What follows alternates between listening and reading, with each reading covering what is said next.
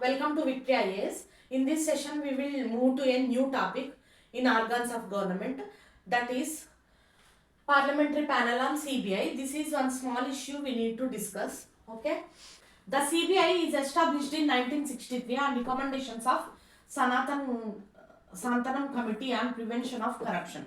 Okay, the CBI has been established in 1963 on recommendations of Santanam Committee. Okay, it is governed by Delhi Special Police Establishment DSPE Act. It works under DSPE Act. So, according to DSPE Act, the consent of state government is prerequisite for any investigation by CBI. Suppose the CBI is a central bureau. If it wants to investigate a case in a state, any case in a occurred within a state, then the state approval is required. The state approval is mandatory. Without state approval, the CBI can't investigate into proceedings of the case, any criminal case that can't be solved by local police, that will be forwarded to CBI generally. But in case of CBI has to interrogate or to proceed, the state's approval is necessary, mandatory. Okay, so as of date 9 states have withdrawn the general consent.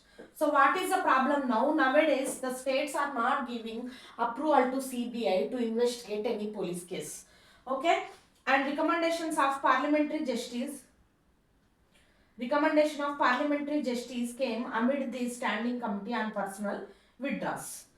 Recommendations of the parliamentary panel came amid the parliamentary standing committee withdrawals.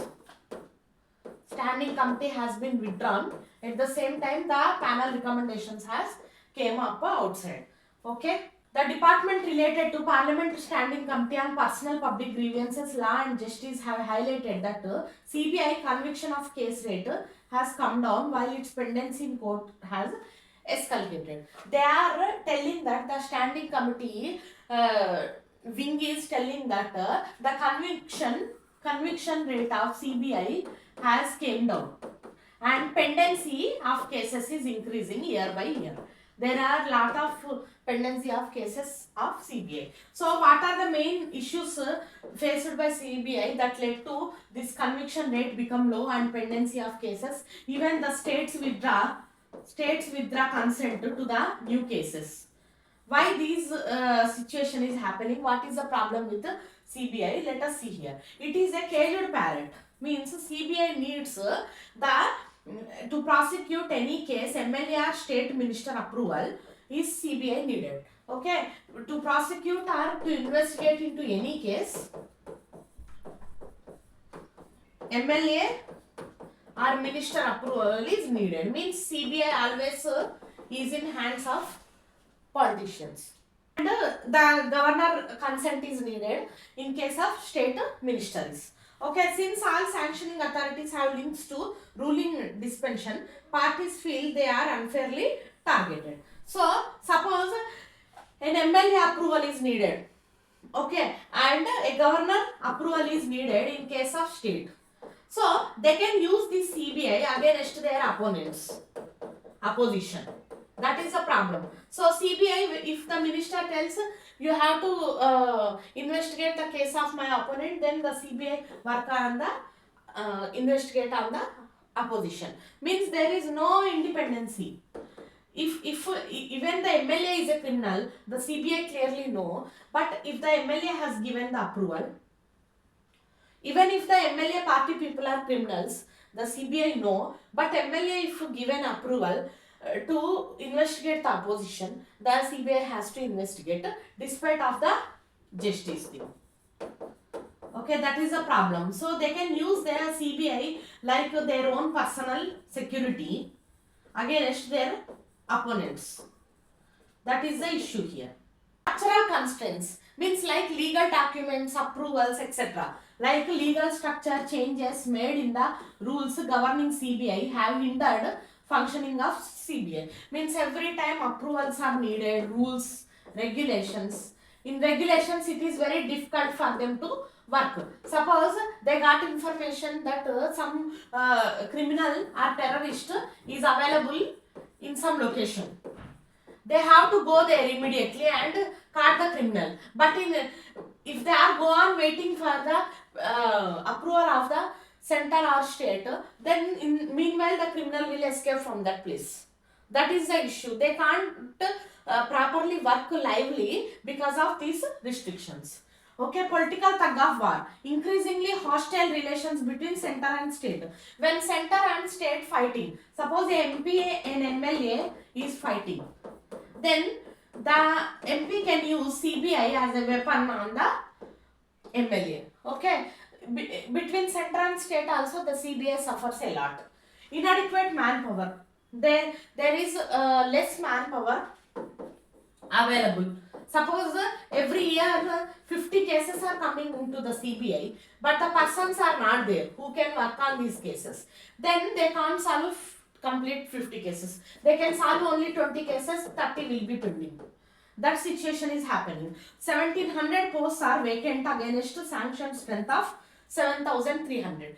Generally 7300 people are needed, but in that case 1700 are less, means only 5500 people are available.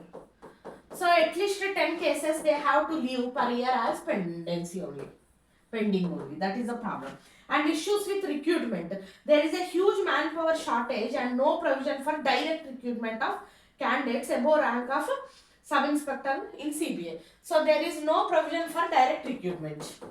That's also an issue. Even manpower shortage is there. If they want to hire immediately, they can't hire because of the direct procedure is not there above the rank of the sub-inspector. So politicalization of CBI has been work in progress for years. Corruption and politically biased things. Corruption also there. CBI officers work with some MLAs by taking bribe. Then they help them only. Always they raise cases against their opponents. That's the issue here. So Supreme Court criticizes this being a caged parrot in hands of MLAs and MPs. Okay. CBI has been accused of becoming handmaiden to party in power. As a result, high-profile cases are not treated seriously. Suppose a high-profile criminal case happened, but the accused have support of a CM of the state. Then automatically the CBI can't do anything to him because the CM is positive to the criminal. That is the issue. They can't take up any case seriously. Okay, CBI is run by central police officials on deputation. Hence, chances of getting influenced by government were visible in hope of better future. So suppose MP is angry on MLA, then he can use the CBI as a weapon against the MLA. That is the issue here. Okay. So what are the key points highlighted the panel here? Increasing conviction rate. The conviction rate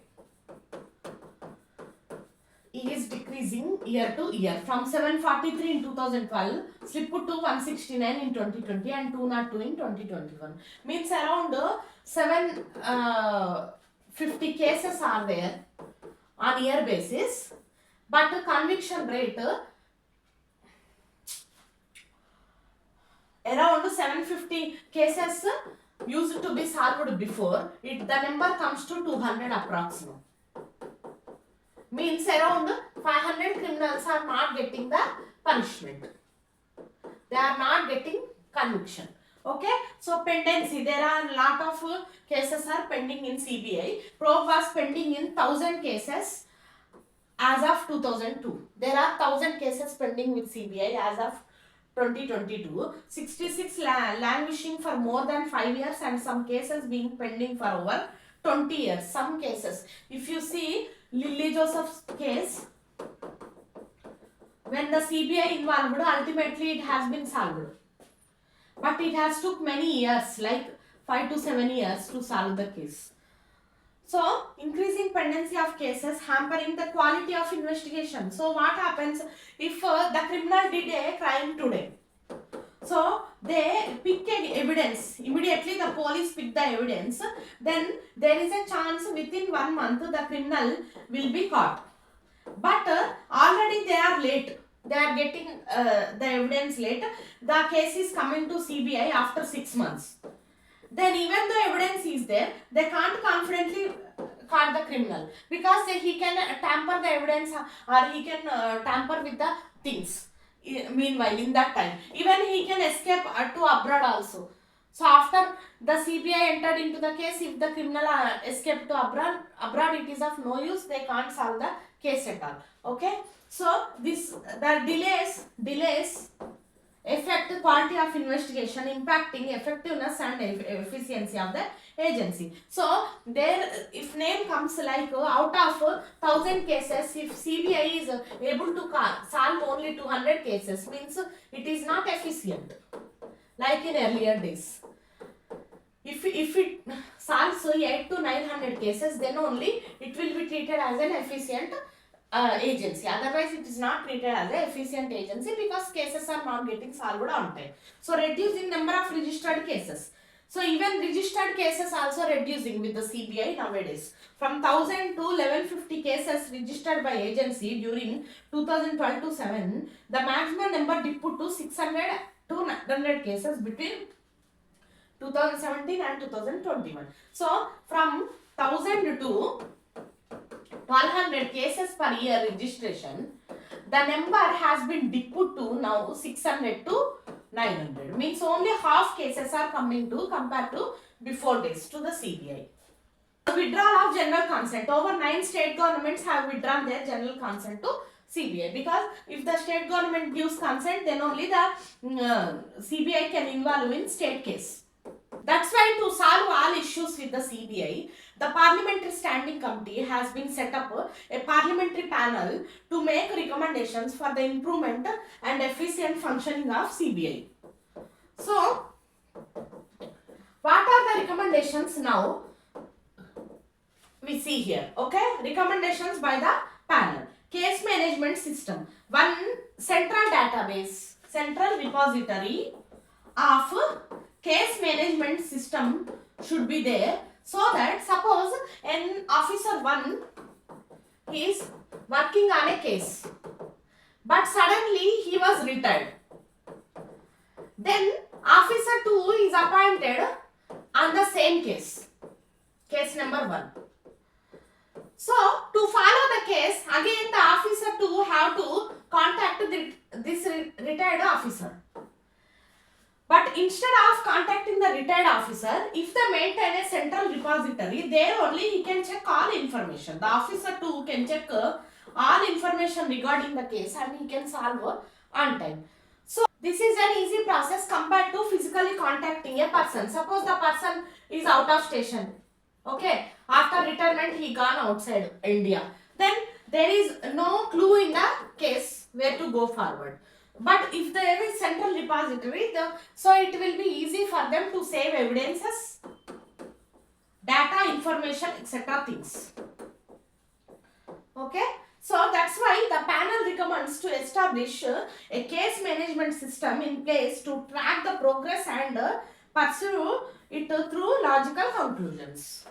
When till what the case has been solved, from there the second officer can work out. Instead of working from beginning onwards again, he can work from where the point the first officer has left the case. Okay, this will not only expedite the disposal of cases, but also enhance transparency and promote accountability in functioning of the agency. This will improve the efficiency of CBI. Okay. For this, a case management system which should be a centralized database, centralized repository of database, means this is nothing but big data center of CBI must be established. Okay, direct recruitment. There should be direct recruitment to CBI without involving the center always. Okay, so CBI should have a provision for direct recruitment for posts of inspector or deputy superintendent of police. Okay, SP. Currently, CBI sanctions strength of 480 posts of sub-inspectors is filled through direct recruitment, promotions and departmental examinations in the ratio of, there are departmental exams also, promotions also in the ratio of 17:15:15.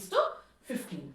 So politics should not override the practical nature of crime. Means every time when CBI wants to investigate a case of a state, suppose you take Arunachal Pradesh. In Arunachal Pradesh, CBI wants to take up a case. In that case, the state approval is not needed. Then only CBI can work independently. Every time the politician should not interfere in the functioning of the CBI. So CBI deals with, as the CBI deals with complex nature of crimes involving various states and agencies. Before withdrawing consent, states should consider these practicalities so that seamless investigation is not hampered. Okay, that's why state should not interfere to give consent to the CBI. Okay. What are the main recommendations of the Parliamentary Committee, Parliamentary Panel? According to Parliamentary Committee, existing law governing CBI has many limitations and there is a need to enact new legislation. Whatever the existing law that is there, so currently under DSPA Act, CBI is working, but this Act must be changed. This Act must be changed and new rule or law or legislation must come for perfect working of CBI. That they are recommending. Okay. So, functions and powers also recommended by the second ARC, safeguards to ensure objectivity and impartiality. The second ARC also recommends safeguards to promote objectivity and impartiality within CBI. The second ARC means Administrative Reforms Commission 2007 suggested that new law should be enacted to govern working of CBI in place of DSP Act. Okay. So, Parliamentary Standing Committee 2007 recommended that separate acts should be promulgated in tune with requirements with time to time, because this is very old law. This is not in parity with the changing requirements of cases. Now, the modern world has been changed. There has been online fraud also. Okay, online crime also going on. To this dynamic nature of cases, this new law is not adaptable. That's what they are saying. Okay, the new law must specify criminal capability for government interference. The new act also must specify criminal capability so that government can interfere in a case or not. The law will be mentioning. Okay. So, fill up the vacancies at the earliest. Whatever the vacancies are, that must be filled earliest so that they will get enough personnel to work on several cases. If personnel is not available, suppose they want 7,200 people, if the people are available, they can solve 600 to 900 cases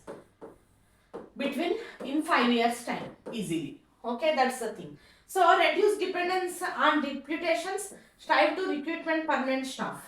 And they must recruit permanent staff also, and there should be direct recruitment. The recruitment should not depend on center or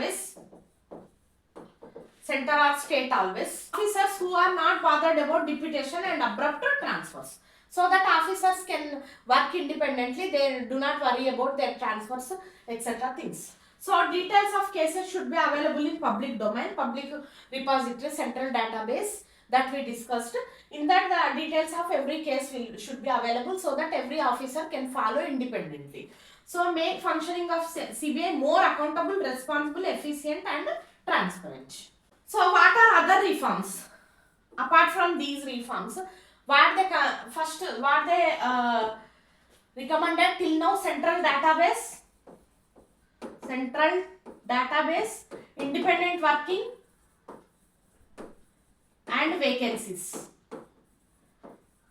And new law should be established, new law or legislation should be established for free working. These 4 recommendations are done till now. What are other important reforms?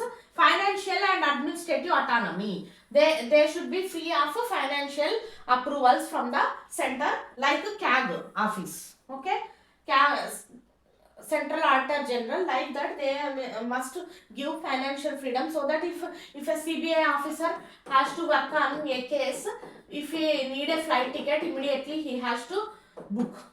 He should not depend on the center to book the ticket and go. Meanwhile, the criminal will escape. That's the thing. That's why they should be given enough financial freedom to make their work trips easy. Okay, a more efficient parliamentary oversight over the federal criminal and intelligence agencies to ensure better accountability. So, center state coordination should be there. Coordination is must to maintain accountability regarding political misuse of oversight. So, efforts to reform the institution.